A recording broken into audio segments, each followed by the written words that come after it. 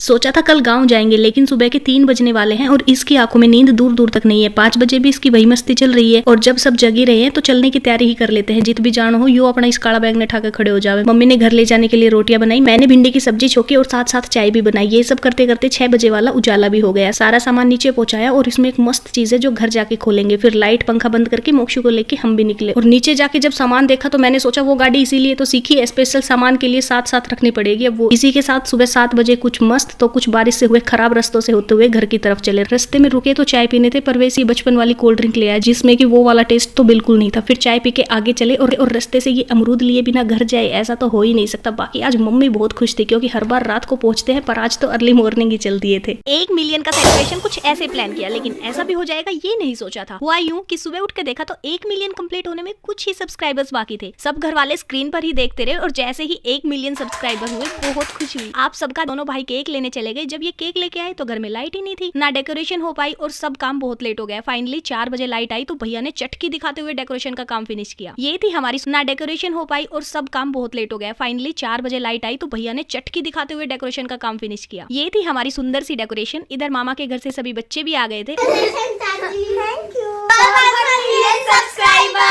अब बारी थी केक कटिंग की, तो ये था हमारा प्यारा सा केक और इंतजार की घड़ी अब खत्म हुई। हमने केक कट किया और आपस में सबने केक खाया। सच में इस दिन का हम काफी दिन से इंतजार कर रहे थे। शाम को परवेश बाहर खाना लाने चला गया, सबको खाना खिला के मैंने खाना खाया और ये थे हमारे 1 मिलियन सेलिब्रेशन के सुपर एक्साइटेड गाइस। और एक फैमिली हमारी बहुत लेट पहुंची, तो इससे आगे की वीडियो नेक्स्ट पार्ट में। आज जब गाँव आए तो बहुत कुछ बदला हुआ मिला। कल सुबह हम गाँव पहुंचे और सबके चेहरे पर खुशी। आज जब गाँव आए तो बहुत कुछ बदला हुआ मिला। कल सुबह हम गाँव पहुंचे और सबके चेहरे पर खुशी ऐसी बिल्कुल सेम बारिश के बाद इन बादलों जैसी। लेकिन इसका तो वही खाने पे ध्यान, बोला 2 आम छोड़ के गया था, पक गया हो तो मैंने भी दे दिए। चल रहने दे, तू ही खा ले, मैंने काम है। अंदर जाके देखा एक रूम पे तो ततैयों ने कब्जा कर रखा। उनको वहीं छोड़ मैंने फ्रिज खोला जिसका कि बहुत बुरा हाल था। सारी चीजें बाहर निकाल के साफ सफाई की। अंदर जाके मैंने हर जगह की चादर हटाई और मशीन में धुलने के लिए डाली और नई चादर बिछा के सबके आराम करने की जगह बनाई। फिर मैं करने लगी साफ सफाई। एकदम से मौसम बारिश का हो गया और आंगन साफ करना रहता था तो पहले उसी में लगी। बीच में मोक्षु रोया तो उसको भी बाहर आंगन में बिठाया, आगे का काम खत्म किया। और जैसे ही आंगन साफ हुआ बूंद सी आने लगी तो सारे कपड़े उतार के अंदर रखे। फिर मैंने अपने और मम्मी के लिए शाम वाली चाय बना के एक छोटा सा टी ब्रेक लिया और पोछा लगा के आज का काम खत्म किया।